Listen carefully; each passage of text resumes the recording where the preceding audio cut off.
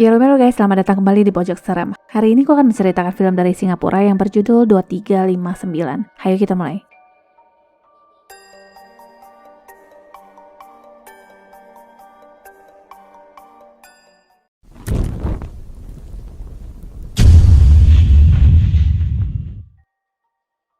Di sebuah camp tentara, sebuah bola karet merah tiba-tiba meloncat masuk ke dalam.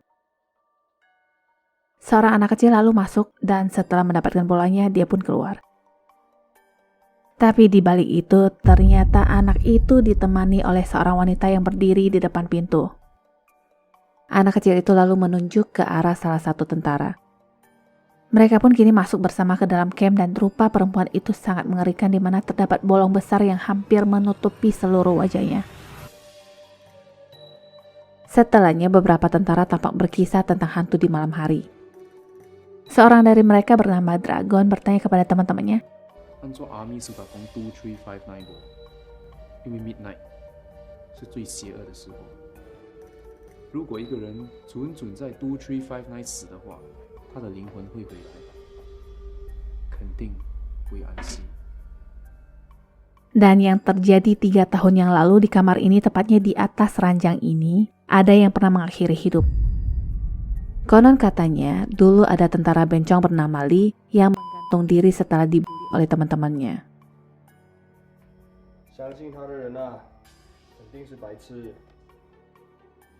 Seorang lainnya yang bernama Tan tampak sangat terpengaruh dan gelisah mendengar cerita ini. Dragon pun memarahinya, jangan dengar kalau tidak berani. Dia pun melanjutkan ceritanya bahwa ada kuntilanak di pulau itu. Diceritakan suatu malam 3 prajurit memainkan permainan memanggil jelangkung. Peraturan permainan adalah tidak boleh melepaskan jari masing-masing. Nah, selama pemanggilan berlangsung, suara tangis wanita mulai terdengar yang menandakan kehadiran sosok yang dipanggil tersebut. Setelahnya mereka pun memintanya untuk pergi, tapi di luar dugaan hantu itu menolak. Karena takut, seorang dari mereka pun melepaskan jari dari mangkuk kecil itu dan sontak kuntilanak yang tadinya samar-samar berdiri di depan pintu itu kini jelas menampakkan diri.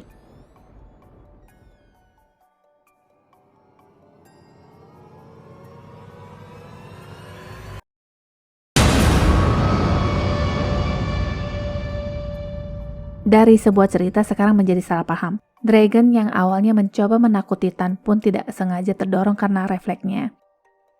Karena itulah Dragon merasa tertantang. Dia hampir saja menghajar Tan tetapi dicegah oleh temannya yang lain yang bernama Jeremy. Walaupun perkelahian itu dapat dicegah, tapi mulut sampahnya tetap mengeluarkan bau dengan mengatakan hal-hal negatif tentang temannya tersebut. Jeremy menghampiri Tan dan menasihatinya agar bisa menghadapi dan bersikap tenang. Tan pun hanya mengangguk dengan cepat. 1 minggu lagi kita akan sudah bisa keluar dari pulau ini, dan Tan mengatakan dia sungguh melihat sesuatu malam itu. Jeremy langsung memotong omongannya dan menyuruhnya untuk berhenti ngomongin soal malam itu. Jika tidak, semua orang akan menganggapnya idiot. Air kran tiba-tiba mengalir sendiri, Tan pun mundur dan Jeremy lah yang langsung mematikan kran tersebut. Dragon dan komplotannya kembali mencari gara-gara, tetapi sebatas mulutnya saja. Tan dan Jeremy pun merasa tidak perlu menanggapi lalu meninggalkan mereka. Malamnya mereka beraksi lagi. Mereka sengaja mengikat dan melakban Tan lalu menguncinya di dalam lemari. Di dalam lemari itu, sebuah tangan menggapai dan mencekiknya. Jeremy yang merasa samar-samar mendengar suara Tan pun segera membuka lemari tersebut. Tan ketakutan dan mengatakan dia datang untuk melenyapkanku. Jeremy pun melihat adanya luka di leher Tan dan memeriksa lemari tersebut.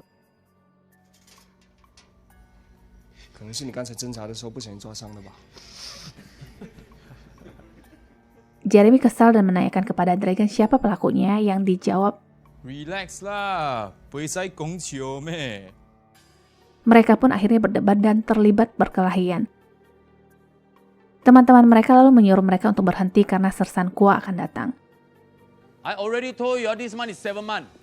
All your good brother come out for food. Sleep early, no noise. But you're not understand, is it? Dalam tanggalan Cina di bulan ke-7 itu ada peringatan di mana beberapa orang percaya pintu neraka telah dibuka dan para arwah akan berseliweran dan berpotensi merugikan manusia. Sersan berkata ini adalah peringatan terakhir. jangan berkelahi atau kalian berdua tidak akan lulus. Keesokan harinya seperti biasa para tentara menjalani latihan fisik. Jeremy tidak seperti biasanya, dia gagal berkali-kali dalam latihan. Sersan Kwa sendiri sangat percaya dengan penanggalan hari baik dan buruk. Dia mengatakan kepada atasannya bahwa hari yang ditentukan untuk pawai perjalanan tampak tidak bagus dan menyarankan untuk menunda, tetapi atasannya adalah orang yang sangat logik yang tidak percaya akan hal-hal tersebut. Dia mengharuskan dilaksanakannya pawai berjalan oleh para tentara di tanggal yang sudah ditetapkan.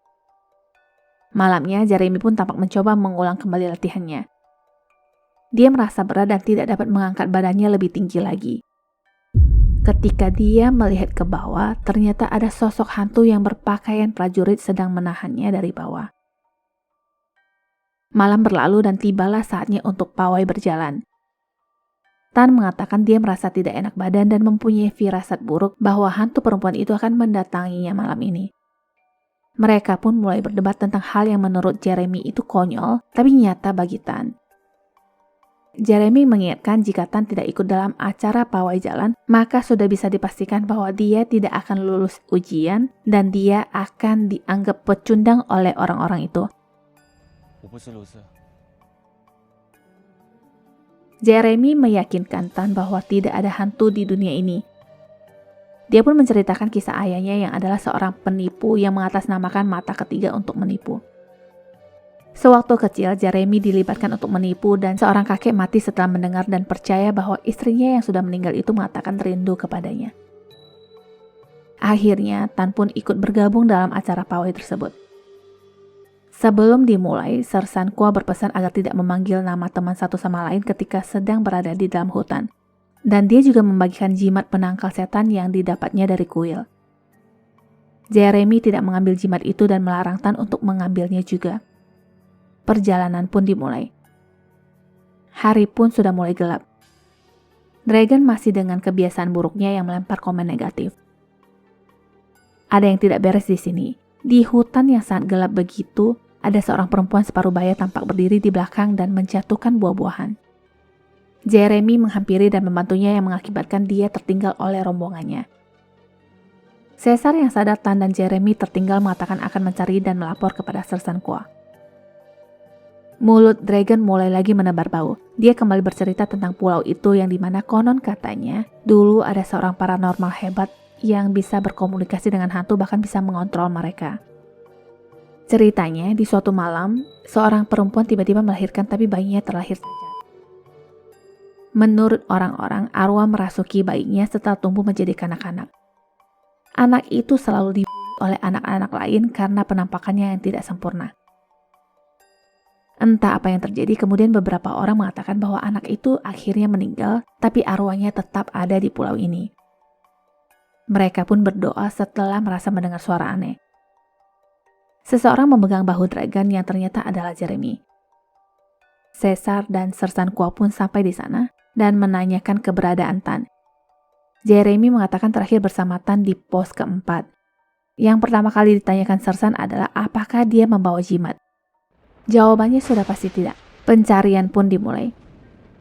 Mereka menemukan sebuah tas ransel dan memutuskan untuk berpencar dan akan kembali di titik di mana ditemukan ransel tersebut. Cuaca sendiri seakan tidak mendukung. Ditambah lagi senter mereka tidak begitu berfungsi. Sersan pun memerintahkan untuk berbaris sambil memegang pundak temannya yang ada di depan dan berhitung. Seharusnya jumlah mereka berempat, tapi orang keempat yang adalah Dragon ini merasa ada yang memegang pundaknya yang berarti menjadi 5 orang. Dia pun terkejut dan mengaku melihat Tan tapi hilang. Pencarian pun diteruskan. Jeremy seperti menyanter seseorang yang tergeletak di bawah guyuran hujan yang ternyata adalah Tan. Tetapi ada yang lebih mengagetkan. Ada pula seorang wanita yang berdiri tak jauh dari Tan. Jeremy pun berteriak memanggil Sersan dan perempuan itu lalu menghilang. Keesokan harinya, Sersan membuat laporan kepada atasannya tentang malam itu yang tampak tidak masuk akal menurut atasannya. Tan ditemukan meninggal karena hal supranatural. Atasannya sendiri menyalahkan Sersan Kwa yang dinilai gagal melindungi parade tentara. Mereka terlibat perdebatan yang sebenarnya tidak berguna, dan untungnya Sersan Kwa mengalah dan menuruti arahan dari atasan untuk memberikan cuti kepada para tentara yang terlibat di malam itu. Malamnya, Jeremy yang masih sangat terpukul karena kehilangan teman baiknya itu kembali naik pitam ketika Dragon yang kekeh mengatakan dia melihat arwah Tan dan meyakini semua ini bukanlah kecelakaan tetapi lebih ke arah mistis. Ketika mereka dilerai, pintu lemari tiba-tiba terbuka dengan sendirinya tetapi tidak ada yang terjadi. Setelah itu, Dragon kembali mengingatkan untuk memasang koin di kaki ranjang jika tidak ingin digoyang setan nanti malam. Semua teman-teman mengikuti arahannya kecuali Jeremy. Waktu menunjukkan pukul 23.55. Jeremy yang masih belum tidur menyaksikan Caesar yang bangun dan berjalan keluar. Dia pun mengikuti sampai ke toilet dan kaca toilet itu menunjukkan keanehan di mana kaca itu memantulkan bayangan yang menghadap ke depan, tetapi seharusnya yang benar adalah bayangan punggung. Ketika dia mendorong pelan pintu toilet itu, ada seseorang yang berbaju seragam lengkap dan di sampingnya arwah Tan tiba-tiba muncul. Jeremy pun meminta maaf kepadanya tetapi Tan hanya diam dan pergi. Jeremy pun mengejarnya sampai ke dalam camp dan melihat Tan yang menunjuk ke arah Caesar yang sudah dalam kondisi berlumuran darah.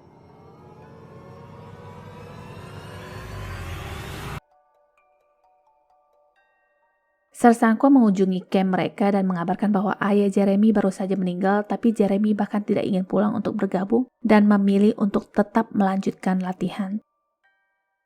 Ketika mereka berlari melewati hutan, Jeremy kembali melihat wanita parubaya yang ditemuinya malam itu dan kali ini dia melambai kepadanya. Dragon dan Lim pun menghampiri Jeremy, tapi wanita itu sudah tidak ada. Malamnya, Jeremy mengingat kejadian di mana ada sesosok arwah yang menahan kakinya ketika dia sedang berlatih. Keanehan lain pun terjadi. Caesar seperti kerasukan membentur-benturkan kepalanya dan mengamuk. Sersan Kwa menempelkan jimat di jidatnya, tapi jimat itu malah dilahap sambil tertawa. Setelah itu, perdebatan antara Sersan Kwa dan atasannya pun kembali terjadi. Dengan perbedaan pandangan itu, kali ini Sersan Kwa memaksa untuk menghadirkan seorang rahib untuk melihat camp mereka. Keesokan harinya, rahib pun datang. Caesar yang masih kumat seolah menantangnya. Rahib pun kemudian melemparkan biji-bijian kepadanya, tapi nggak mempan. Dia tetap mengerang menertawakan kebodohan rahib. Rahib lalu menyiramkan cairan merah kepadanya dan kali ini berhasil. Jeremy pun akhirnya menceritakan mimpinya tentang Caesar yang meninggal dan meyakini kematian Tan ada hubungannya dengan Caesar. Malamnya Caesar sudah tidak lagi kerasukan. Jeremy menghampirinya dan langsung menanyakan apakah kematian Tan itu berhubungan dengannya. Awalnya Caesar mengatakan tidak, tetapi Jeremy terus menyecernya dan akhirnya mereka berjalan melewati hutan dan menceritakan malam itu. Caesar menemukan Tan dan mengajaknya untuk kembali ke tempat checkpoint, tapi Tan merasa kakinya kram dan tidak bisa melanjutkan perjalanan. Caesar pun menyuruhnya untuk beristirahat sedangkan dia akan berkeliling untuk melakukan pemeriksaan. Tan dikagetkan oleh babi ngepet yang bergelinding ke bawah.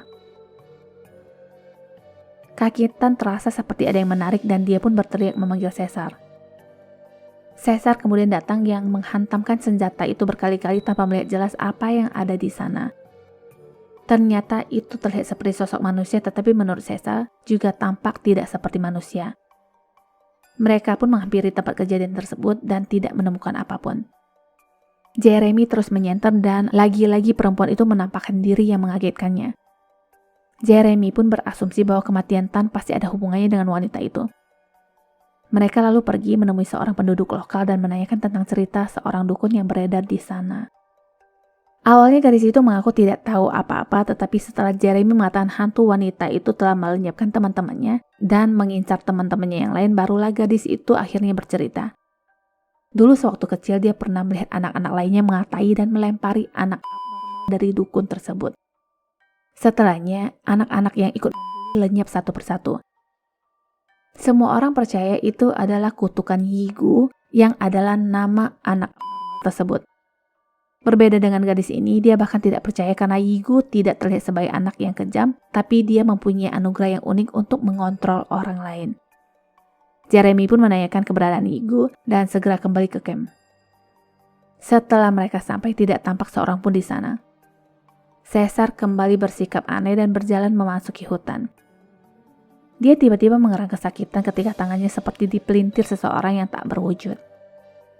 Wanita misterius itu kembali menampakkan diri. Jeremy pun segera lari dan sampai ke sebuah rumah. Wanita itu masih mengikutinya. Rumah dengan suasana yang menakutkan ditambah terdapat altar yang terbengkalai. Kursi bergoyang dengan sendirinya. Sekilas wanita itu tampak duduk, tapi setelah didekati, itu adalah mayat seorang wanita yang tampak sudah lama membusuk. Kalau yang duduk itu adalah mayatnya, berarti yang berdiri ini adalah hantunya. Ternyata selama hantu itu muncul, dia mencoba untuk meminta tolong. 你为什么要杀他们？不是我，那是谁？ Dari arah lain, anak yang dikisahkan sebagai anak dukun itu berjalan keluar. Sekarang kondisinya Jeremy seperti dikepung oleh mereka. Jeremy yang tadinya ketakutan sekarang malah mendekat dan memeluk gadis itu yang meminta maaf karena telah mengecewakannya. Tapi nyatanya adalah yang meluk itu maknya sendiri yang meminjam tubuh Jeremy. Diceritakan kembali, dulu ibu dari anak ini mengakhiri hidupnya dengan memasukkan ke dalam mangkuk makanannya dan meninggal di kursi itu. Tak lama Sersan Kwa dan yang lainnya datang menemukan Jeremy yang sedang berlutut sambil menangis terisak. Jeremy pun akhirnya sudah bisa pulang ke rumah. Ada yang berbeda sekarang, rumah itu tak lagi berpenghuni. Jeremy tampak makan sambil menangis mengingat ayahnya dan berakting seakan-akan masih duduk bersamanya di meja makan. Dia menyesali sikapnya yang tidak mau memenuhi keinginan terakhir ayahnya, bahkan pada saat ayahnya meninggal.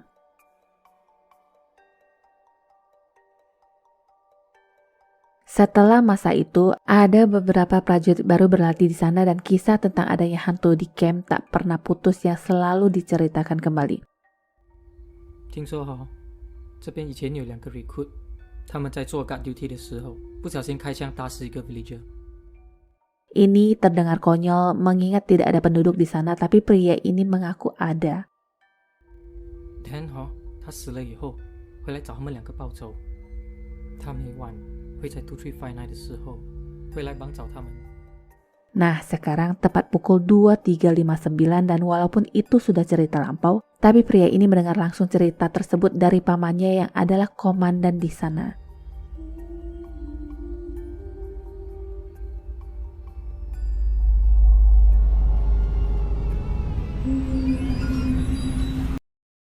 Tamat.